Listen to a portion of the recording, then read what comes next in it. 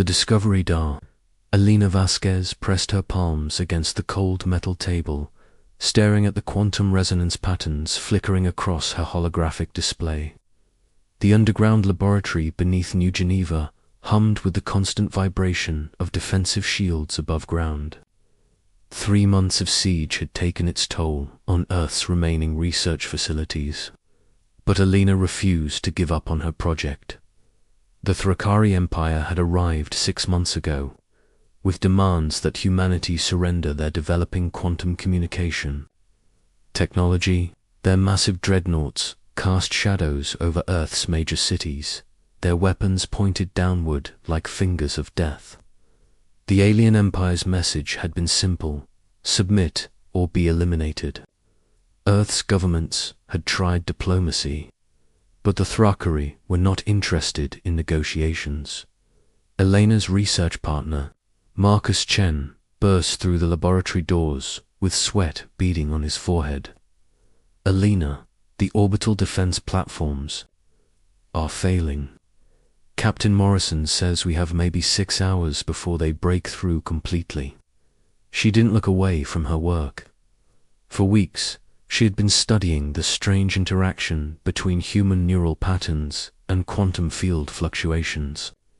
It was an accidental discovery, found when a lab accident had caused her brainwave monitor to interfere with their quantum communication array.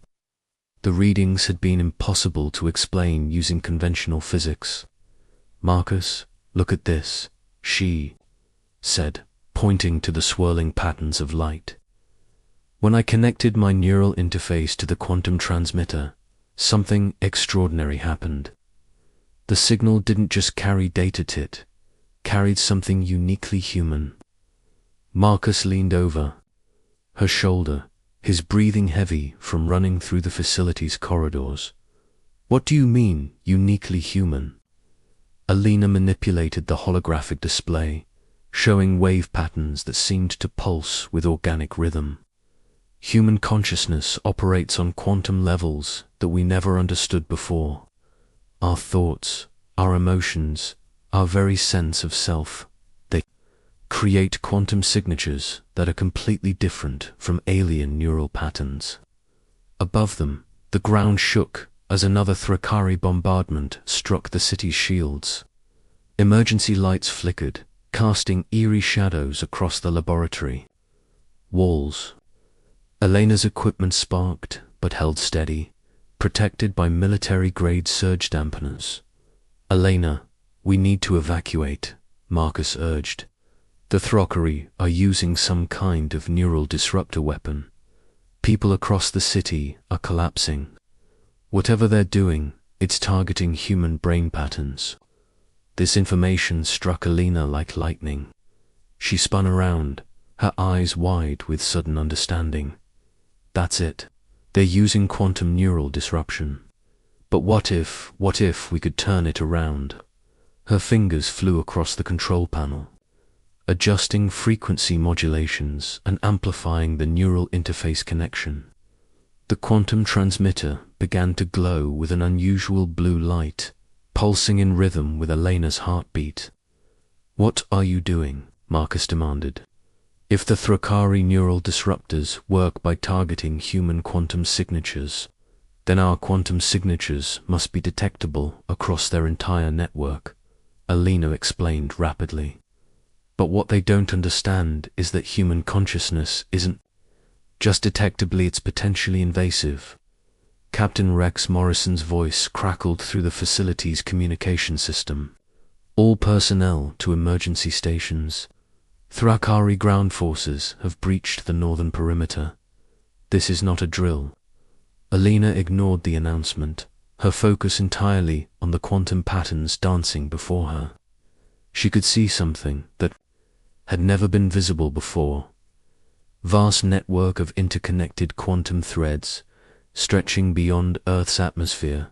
The Thrakari ships weren't just communicating with each other.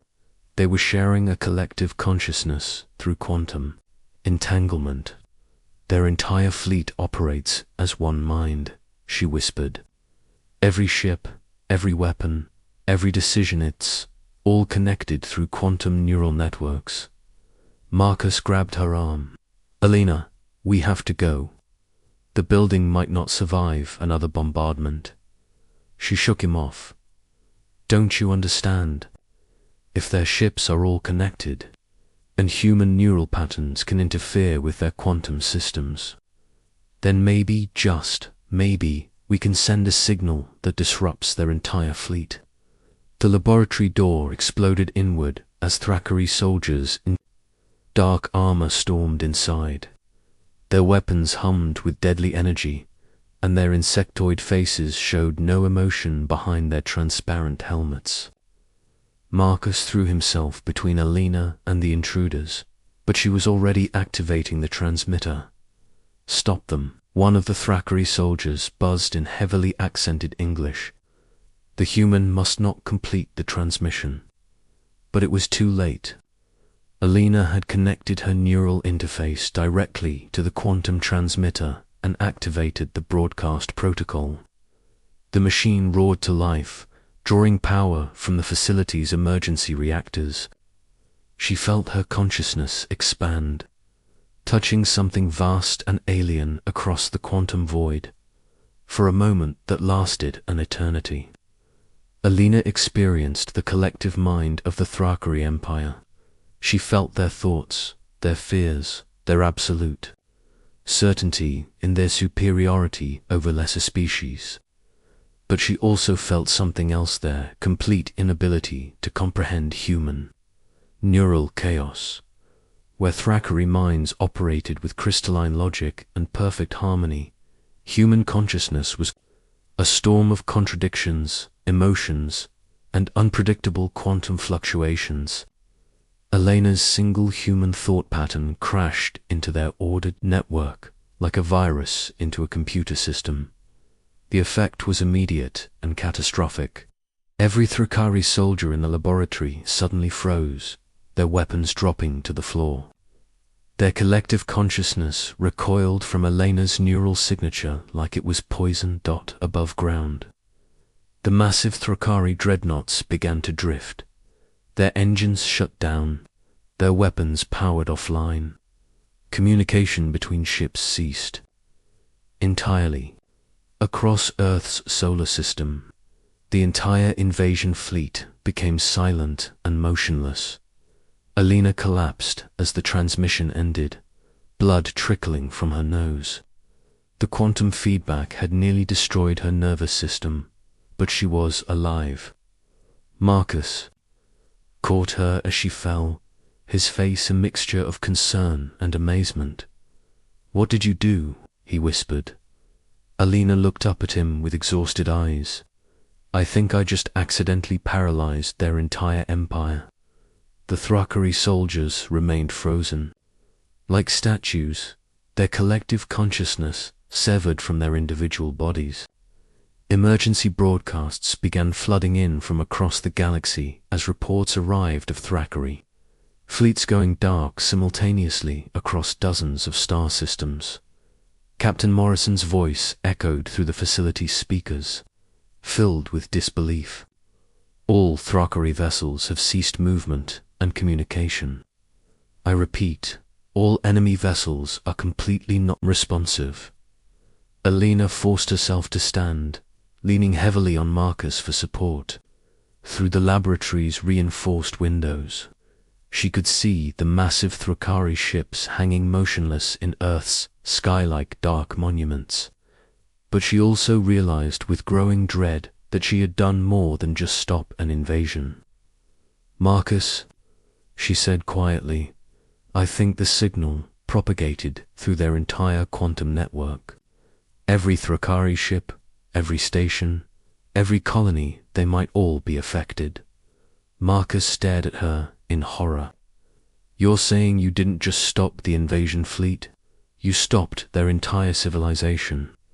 Before Alina could answer, new alerts began flashing on her equipment. The quantum resonance patterns were showing something impossible. The signal hadn't just affected Thrakari systems. It had propagated through every quantum communication network in the galaxy.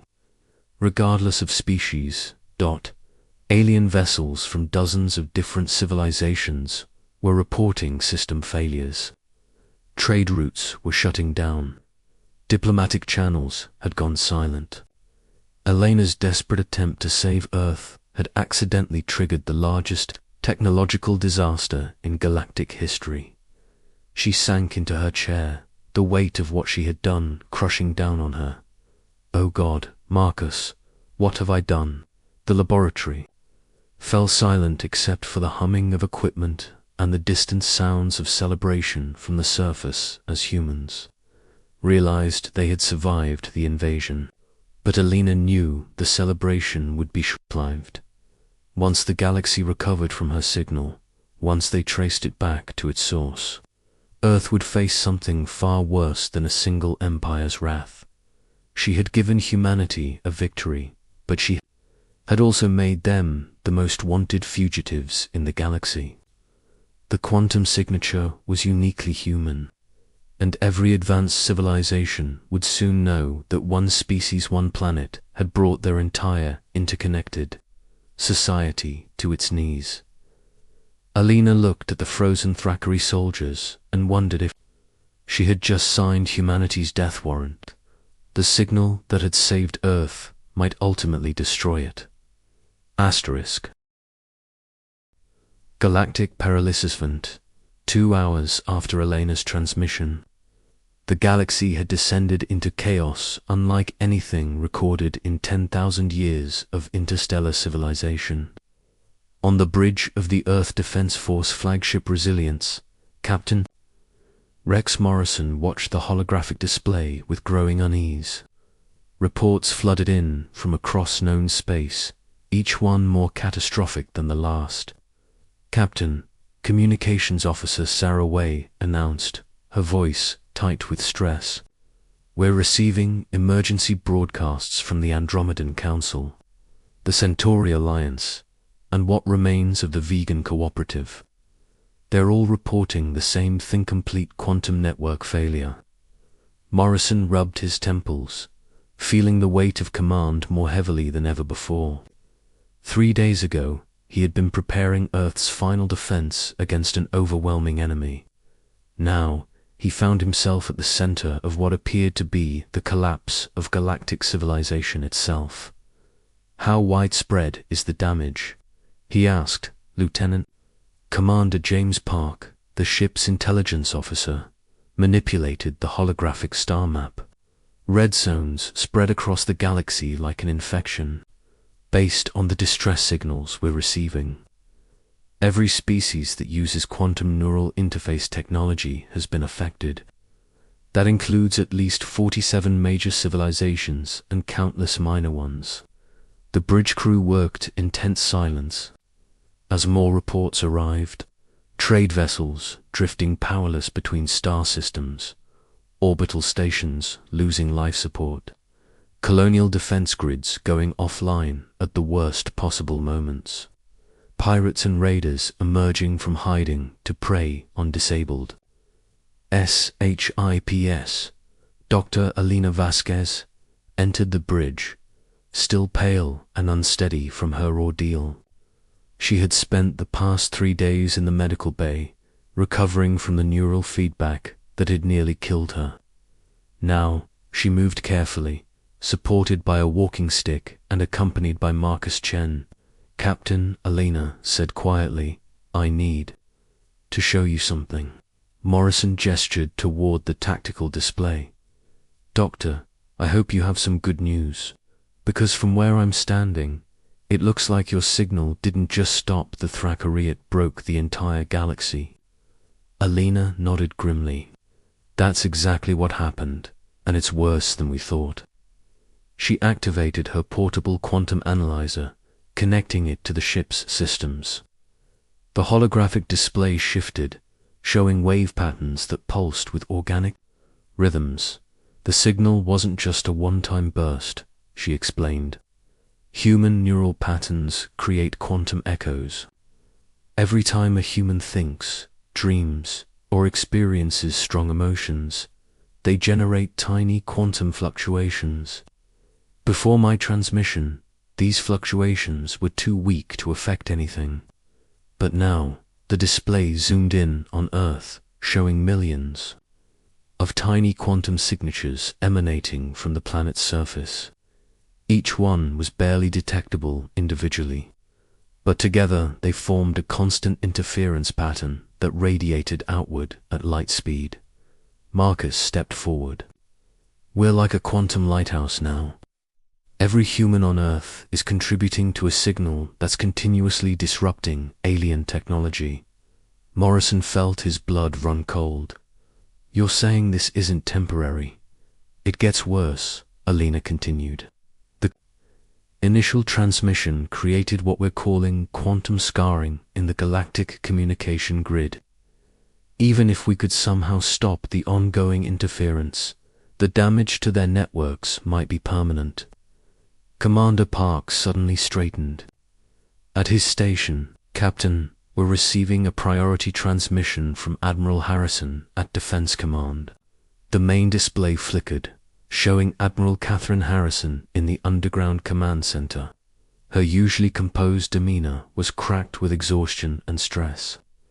Rex, we have a situation developing, Harrison began without preamble. Intelligence.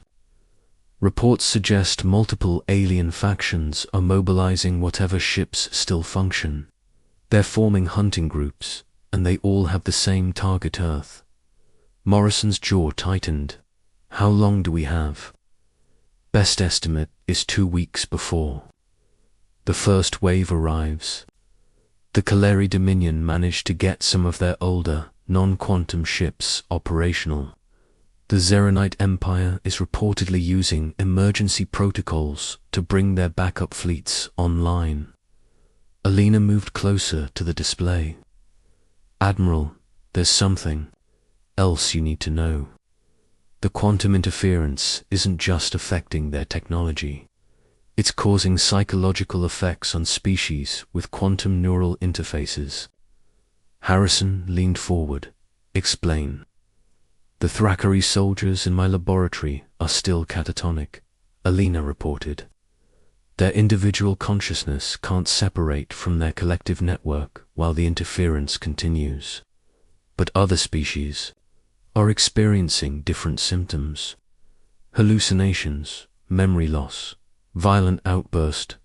Sour signal is essentially giving them chronic neural static. The implications hit Morrison immediately. They're not just hunting us for revenge, they're hunting us for survival. As long as humans exist, they can't function normally. That's correct, Alina confirmed. From their perspective, humanity has become a galactic plague that threatens their very existence. Another communication alert chimed. Lieutenant Wei activated the incoming transmission, revealing an alien face that Morrison didn't recognize. The creature had 6 eyes arranged in pairs, with skin that shifted colors like an oil slick. When it spoke, the universal translator rendered its words in accented English. Attention, humans of Earth. I am Ambassador Nexus 7 of the Quantum Liberation Front. We represent 17 species affected by your neural weapon. Morrison stepped forward. This is Captain Morrison of Earth Defense. We are willing to negotiate. There will be no negotiations. The alien interrupted. Your species has committed an act of genocide against quantum-conscious beings. Your continued existence threatens the mental stability of billions. The Liberation Front offers one choice: voluntary extinction, or we will sterilize your planet and remove the threat permanently. The transmission cut off, leaving the bridge in stunned silence. Alina gripped her walking stick tighter. They mean it, Captain. From their perspective, every human is a weapon of mass destruction just by existing. Morrison turned to his tactical officer. Commander Reeves, status on our defense preparations. Commander Diana Reeves, a veteran of the Mars colonial wars, pulled up the defensive grid. We've managed to reactivate most of our older pre-quantum weapon systems. The good news is that the alien fleets coming for us will be operating with reduced capabilities too. The bad news is that we're still massively outnumbered. What about our own quantum systems? Morrison asked. Marcus answered. That's the strangest part. Human quantum technology seems to be immune to the interference. Our consciousness patterns and our technology evolved together, so they're compatible in ways alien tech isn't. Alina had been studying her analyzer while the others talked. Suddenly, her face went pale. Captain, I'm detecting something new. The quantum echoes are getting stronger. What does that mean? Morrison demanded. The neural feedback from my transmission didn't just affect alien species. It changed something in human neural patterns too. We're evolving, adapting. Each generation of quantum echoes is more powerful than the last. The implications were staggering. Humanity wasn't just disrupting alien technology, they were becoming increasingly incompatible with the rest of galactic civilization. Every day they survived made them more dangerous to quantum-conscious species. Morrison turned to address his senior staff. Ladies and gentlemen, we're not just fighting for Earth anymore. We're fighting for the right of humanity to exist in this galaxy. The question is, are we willing to pay the price for that right? Through the bridge's viewports, the stars looked different now. Not points of light promising exploration and discovery, but eyes watching from the darkness, calculating Earth's destruction. The galaxy had become hostile, not through malice, but through necessity. Humanity's unique neural patterns made them incompatible with the quantum-based civilization that dominated the stars. Alina looked at her hands, still trembling slightly from neural damage. She had tried to save her species with science and desperation. Instead, she had transformed them into something the galaxy could not tolerate. The signal that had bought Earth time was also counting down to humanity's ultimate confrontation with forces beyond their comprehension. Captain, Alina said quietly, there's one more thing. The quantum scarring isn't random. It's creating patterns, almost like it's trying to communicate something. I think the galaxy's quantum consciousness is trying to adapt to our presence. Morrison stared at her. Are you saying the galaxy itself is alive? I'm saying we may have awakened something that was sleeping, and I don't think it's happy with us. As if responding to her words, alarms began sounding throughout the ship.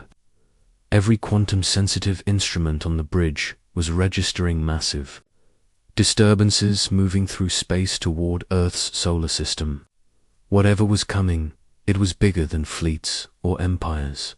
The galaxy itself was stirring, and humanity stood at the center of its attention. Asterisk.